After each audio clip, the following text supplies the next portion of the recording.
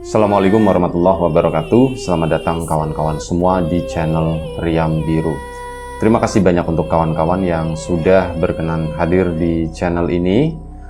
Kali ini ada satu cerita datang dari Mbak Nani. Mbak Nani di Jogja sana. Mbak Nani itu menceritakan tentang satu pengalaman horor yang kemungkinan dialaminya itu sekitar tahun 2010-an gitu ya. Nah, di tahun 2010-an tadi Mbak Nani bekerja. Jadi aslinya Mbak Nani itu bukan orang Jogja, melainkan orang Cilacap. Tapi memang karena sebelumnya kuliah di sana, akhirnya ya sudah melanjutkan hidup di situ, nyari pekerjaan di Jogja juga, dan ya tentu saja karena memang kerabat semua kan di Cilacap gitu ya. Di situ tuh bener-bener kayak hidup mandiri gitu ya, nggak ada saudara, nggak ada siapapun di situ, yang ada itu temen. Nah, ya sudah, Mbak Nani pun memang karena sudah terbiasa dengan ngekos atau apa, ngekoslah lagi seperti saat masih menjadi seorang mahasiswi di sana.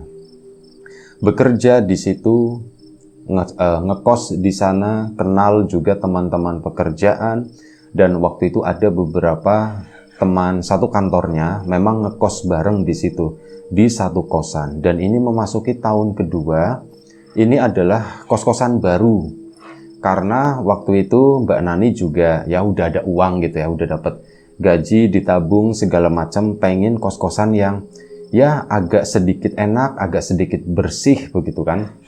Nah, di situ ngobrol lah sama teman-temannya, akhirnya dapat satu kos-kosan, bukan kontrak satu rumah enggak ya, tapi memang per kamar, dan ya masing-masing sendiri-sendiri, nggak bareng, mungkin karena masalah privasi dan yang lain-lain begitu ya. Ya untuk mengurangi konflik juga gitu kan. Kadang kalau misal satu kamar berdua atau apa, takutnya kan jadi bete-betean atau bagaimana gitu ya. Misal nggak terlalu suka dengan teman sekamarnya. Nah, Mbak Nani pun ngekos sendiri. Itu ngekos di lantai pertama. Itu ada dua kos-kosannya. Jadi begitu masuk kanan kiri itu kamar-kamar, di tengah itu benar-benar kayak ruang tengah gitu ya. Di bagian belakang sana itu ada area buat jemuran, ada di bawah, di atas juga ada. Nah, ini yang lantai duanya itu melompong, cuman ya ada koridor, ada balkon gitu di masing-masing kamar, itu ngebentuk kayak koridor memanjang, nanti ketemunya di tangga buat naik turun. Jadi kalau misal dari lantai bawah itu ngeliat ke atas, kamar di atas pun kelihatan. Dan ya kos-kosannya lumayan cukup tertib gitu ya. Jadi misal ada tamu lawan jenis atau apa, nerimanya itu di luar, bukan di dalam area itu, di area tengah situ. Awalnya ya Mbak Nani senang dengan kosan tersebut, teman-temannya juga senang, sampai pada suatu hari di situ ada penjaga kosnya. Ya usianya udah lumayan cukup berumur lah, udah 50 tahun ke atas, suami istri di sana. Dan ada anaknya itu usia SMP segitulah, sama ada di bawahnya itu masih SD kayaknya mungkin ya waktu itu. Dan mereka tuh tinggal di satu ruangan paling depan di sana. Memang ada satu kayak kamar itu buat dikasih dijatah itu buat keluarga mereka. Ya, mereka ngejaga di sana, orangnya juga baik, ramah, meskipun si bapaknya itu orangnya agak sedikit pendiam. Ya kalau nggak diajak ngomong, nggak ngomong, intinya begitu ya. Cuman mereka itu ramah gitu. Nah, Mbak Nani pun ya betah di sana. Minggu pertama, minggu kedua, sampai sekitar 1 bulan Mbak Nani di situ udah sangat terbiasa dengan lingkungan kos-kosan, udah ke belakang buat nyuci, buat jemur dan sebagainya. Sampai pada suatu saat Mbak Nani sore itu ketiduran, dan besok ada kerjaan gitu ya, sementara baju waktu itu udah lumayan cukup numpuk. Nah, Mbak Nani lantai 1, kamarnya sebelahan sama Mbak Wita, ada temannya, teman sekantornya. Teman yang satunya lagi itu di lantai 2. Nah, ini malam-malam, mungkin sekitar jam 1 pagi lah, setengah 1. Mbak Nani bangun keinget, aku belum nyuci, aku lagi ngerendam, intinya begitu kan. Sore ketiduran, malam bangun, kepikiran itu tadi, langsung menuju ke area belakang sana. Mbak Nani jemurannya karena lantai bawah, jadi memanfaatkan area kosong di sana di bagian belakang itu di lantai bawah juga. Nyuci lah si Mbak Nani ucrak sendiri, cuman kayak tinggal bilas, nggak ada mesin ya waktu itu. Cuma ucap, dibilas, dan yang lain-lain selesai. Karena cuciannya juga tidak banyak, hanya beberapa potong. Dan setelah selesai nyuci, Mbak Nani pun menuju ke belakang sana kan, ke area jemuran di situ. Takut? Enggak takut sama sekali Mbak Nani. Enggak kepikiran yang namanya setan-setanan kayak gitu tuh enggak ada ya, bukan enggak ada. Maksudnya lagi enggak mikirin ke sana. Aku mikirin tuh jemuran mau tak jemur gitu, intinya tuh begitu. Nanti kalau kerendam terlalu lama takutnya bau. Akhirnya apa? Dia ke belakang kan, ke area jemuran. Jemuran itu udah kosong. Anak-anak yang lain itu udah biasanya anak-anak cewek itu lebih rajin gitu kan. Kalau malam atau apa itu diambilin jemurannya, nggak dibiarin kayak kosan cowok sampai sehari 2 hari gitu ya.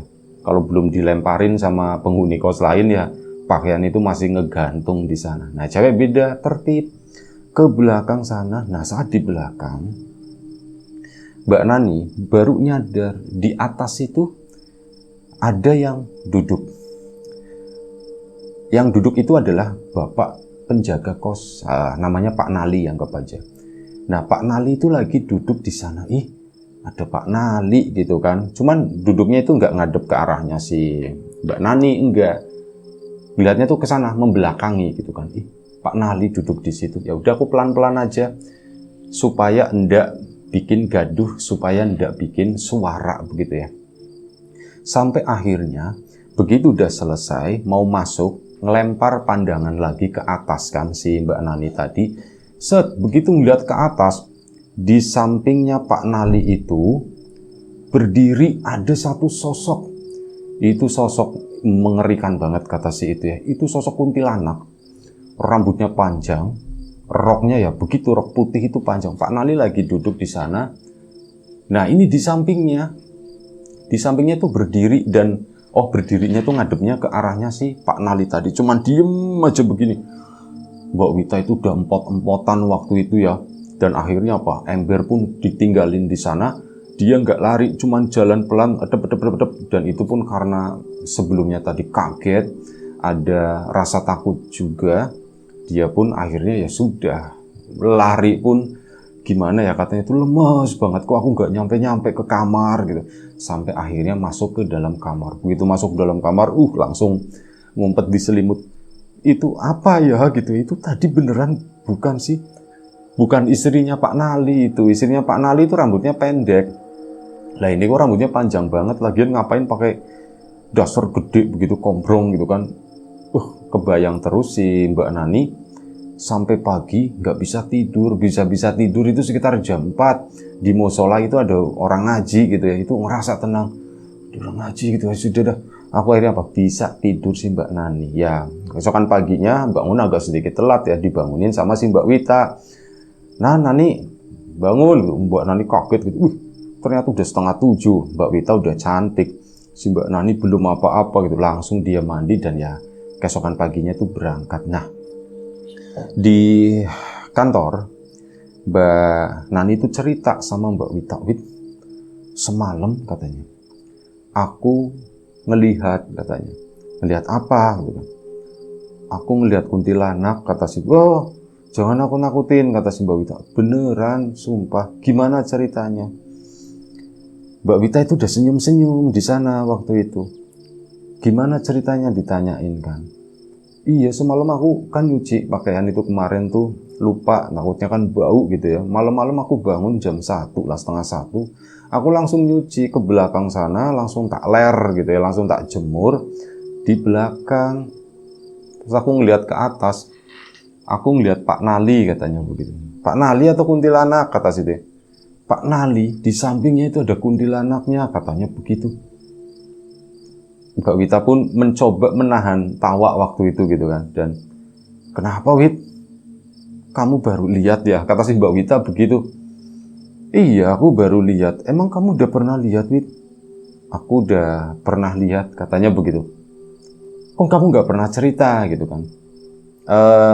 Lah ngapain diceritain, pikirnya Mbak Wita itu begitu. Sudah, Gak usah dipikirin, kata Mbak Wita begitu.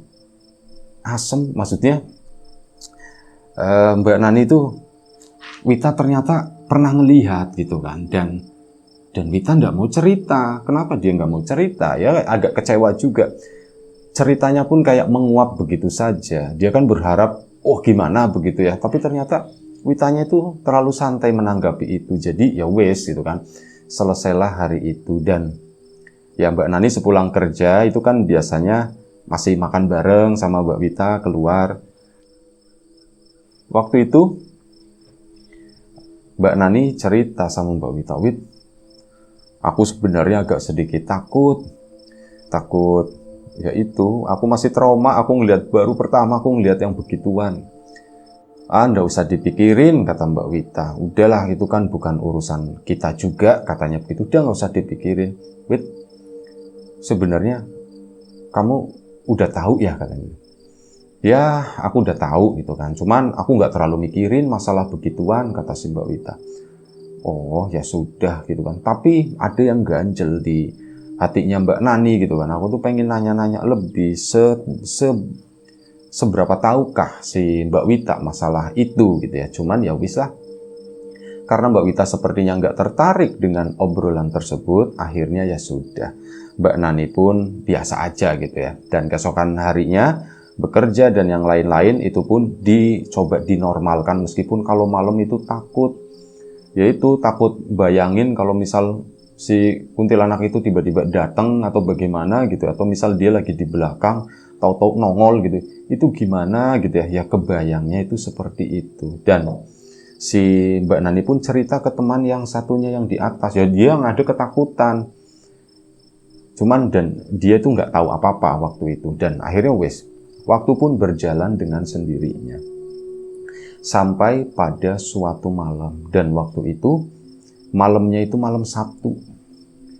Nggak tahu esoknya berangkat atau enggak. Cuman Mbak Nani sendiri, mungkin karena capek juga gitu ya. Namanya orang kan kadang ada masanya sakit gitu kan. Nah, ini si Mbak Nani pun mungkin seperti itu. Badan itu kerasa capek. Badan itu, ini aku kok kayak ngerasanya tuh mau sakit gitu ya. Badan itu pada pegel semua, udah mulai seperti itu. Kayak orang masuk angin lah. Dan itu dari sore udah dirasakan ya. Bahkan sempat nanya sama Mbak Wita, tak, badanku anget atau enggak sih ini? Enggak punya termometer gitu waktu itu. Akhirnya apa ya, dipegang. Agak sedikit anget, kata si Mbak Wita. Oh, ya udah minum obat penurun panas kan waktu itu, sama biar aku bisa istirahat. Sebenarnya begini, yang bikin Mbak Nani sakit itu karena dia belakangan itu kurang tidur kan. Karena itu memikirkan itu tadi, traumanya melihat sosok itu, ketakutannya gitu. Dan akhirnya itu kan mungkin berimbas ke badan juga, badan itu jadi lemah dan bagaimana, akhirnya kan sakit. Nah malam itu tuh memang nggak enak banget lah, rasa muka itu udah panas gitu kan. Istirahatlah si Mbak Nani.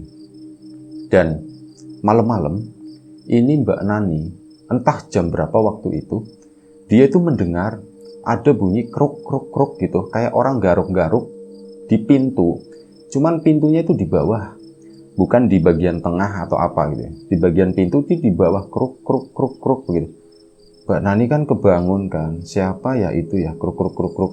Ya ada rasa takut waktu itu. Langsung lampu dinyalakan, cetrak.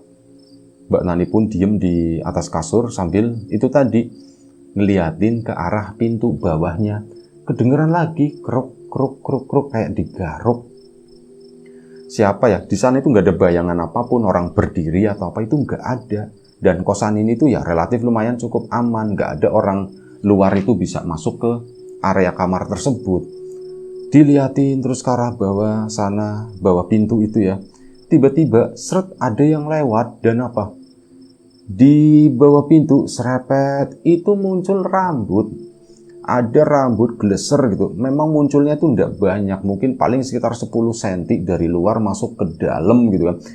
Cuman kan hal itu bikin shock sih Mbak Nani.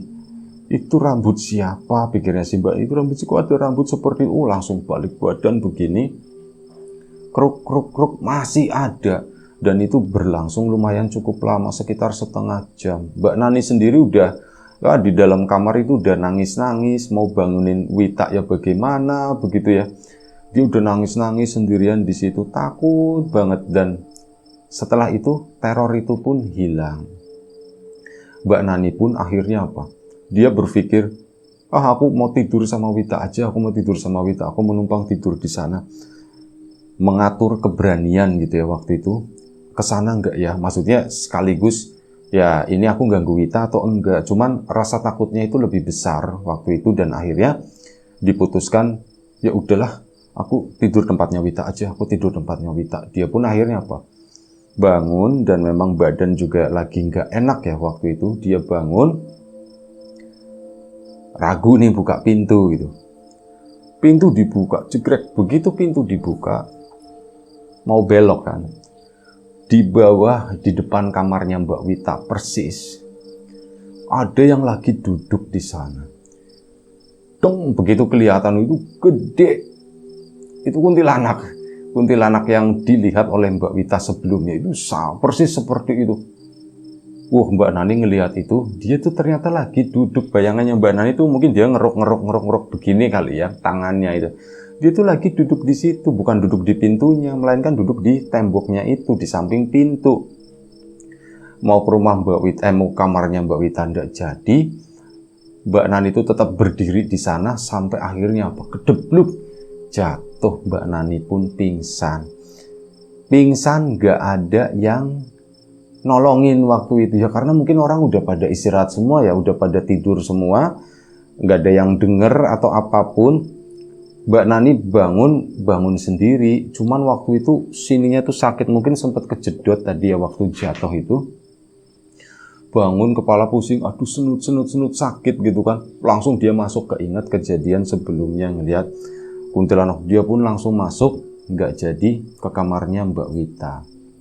Nah setelah itu dia coba istirahat kan, tapi nggak bisa, dan badannya itu udah makin nggak enak waktu itu, udah beneran nih aku sakit, beneran nih aku sakit.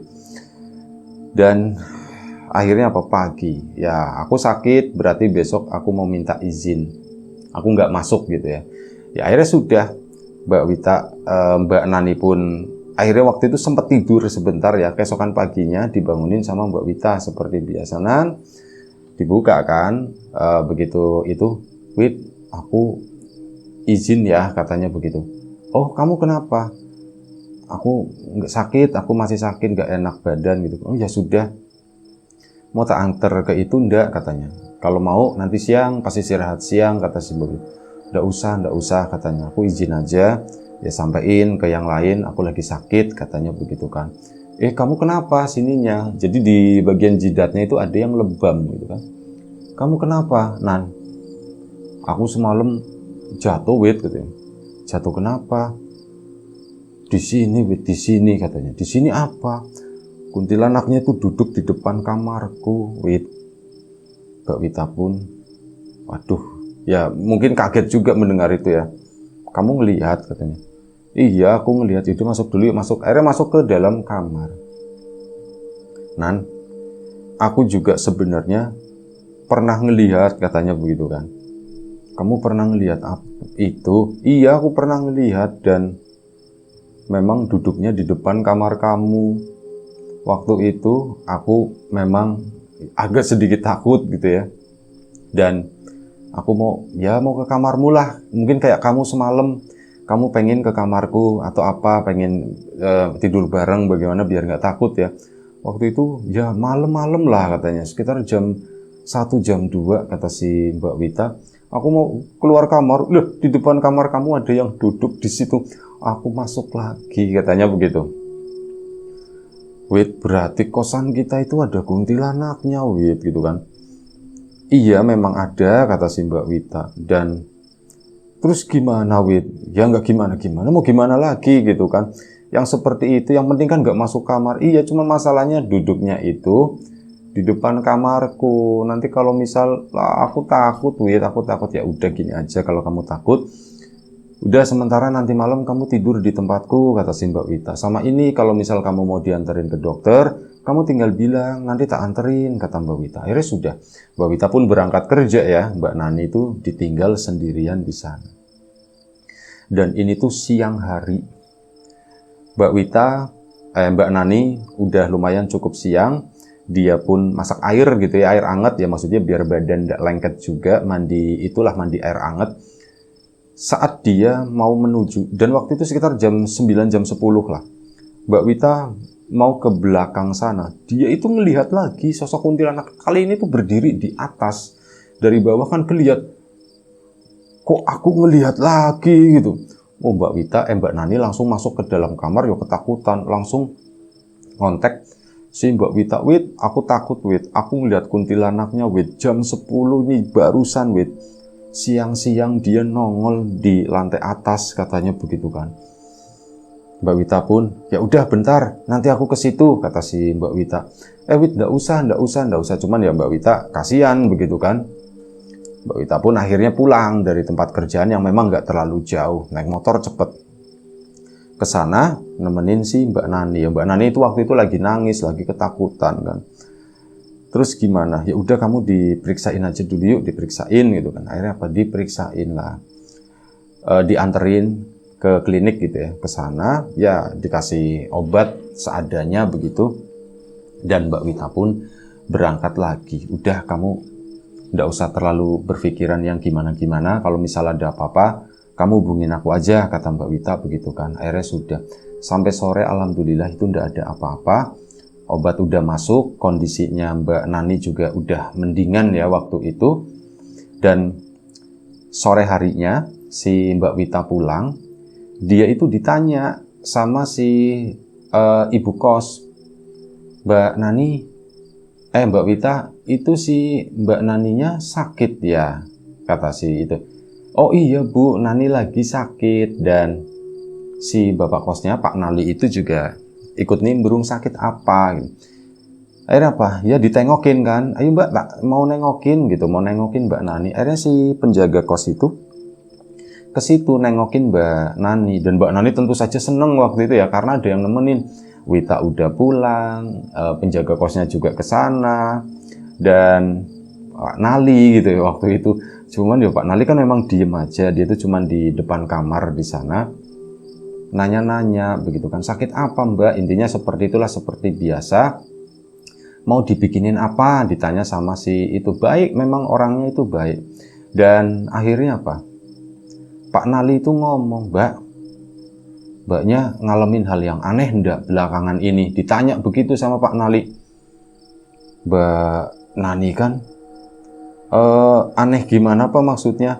Ya wis pokoknya yang aneh-aneh, yang serem atau apa, ditanyain begitu. Ya sekalian aja, kata Mbak Nani. Iya Pak, aku memang belakangan itu ngeliat kuntilanak Pak, katanya begitu. Waduh, ngeliat kuntilanak ya Mbak ya? Iya Pak, aku ngeliat kuntilanak, kata si Mbak Naninya. Dan ya udah Mbak, itu obatnya diminum biar cepat sembuh, kata si Pak Nali begitu. Maksudnya gimana Pak? Gitu kan, maksudnya gimana? Ya maksudnya biar Mbak Nani itu cepat sembuh, jadi nanti ndak digangguin lagi, kata si Pak Nali itu begitu. Pak, saya itu melihat Bapak, nun sewu ya Pak ya. Waktu itu saya lagi ngejemur, Bapak itu di sana, dan di samping Bapak itu ada sosok kuntilanak gitu ya. Dan istrinya pun ya nggak kaget, biasa aja. Iya Pak, emang ada Pak? Ada. Dia itu memang penghuni sini, di belakang sana, tapi cuman ya begitu, dia itu sebenarnya nggak nakal, ya cuman bolak-balik begitu doang. Tapi biasanya itu Mbak, kalau memang lagi sakit, itu suka ngelihat, kata si Pak Nalinya. Oh begitu Pak. Iya, Bapak ngelihat Pak, saya ngelihat Mbak. Saya udah dari kecil, kata Pak Nali, memang ya nggak tahulah ngelihat yang seperti itu, saya juga nggak suka. Cuman ya mau gimana lagi, akhirnya tak omongin. Yo Mbak, si Pak Nalinya bilangnya begitu, Mbak, ngomong ke kuntilanaknya. Mbak, sampean boleh di sini, cuman yo jangan gangguin anak-anak kosan, kasihan mereka di sini yo bayar, terus mereka juga kerja capek, jangan digangguin ya, kata si Pak Nali begitu. Mbak Witanya nanya, Pak, kuntilanaknya jawab gimana Pak? Oh, dia nggak jawab apa-apa Mbak, cuma ngangguk begini doang, udah, kata si Pak Nali. Dan itu mungkin sebenarnya si kuntilanak itu tuh nggak mau gangguin Mbak Nani, cuman karena Mbak Naninya lagi sakit, akhirnya jadi ngeliat Mbak, kata si Pak Nali begitu. Dan oh jadi begitu, harus semangat dong si Mbak Nita, si Mbak Nani. Aku harus sembuh berarti ya Wit, aku. Iya makanya kamu harus sembuh. Udah makan belum? Aku baru makan sekali kan. Ya nggak boleh, makan nanti tak beliin sebentar. Akhirnya dibeliin makan sama Mbak Wita. Si Pak Nali sama istrinya itu pun pergi gitu ya. Sampai Mbak Wita itu pulang bawa makanan begitu. Makanlah bareng di sana. Ini yang penjaga kosnya pergi. Udah, yang penting kamu sembuh. Dan ya alhamdulillah setelah mengkonsumsi obat lagi waktu itu kondisinya Mbak Nani juga memang udah waktunya sembuh begitu ya. Akhirnya Mbak Nani pun sembuh. Nah begitu sembuh ya alhamdulillah. Ketakutan masih ada tentu saja, waspada begitu ya. Cuman yang namanya sosok kuntilanak atau apa itu tuh udah mulai nggak kelihatan lagi lah. Udah hilang begitu aja. Tapi nah ini udah hilang kan, selama beberapa bulan tuh udah nyaman di situ, udah hampir lupa lah masalah itu. Pernah pada suatu malam balik sama Mbak Wita habis lembur.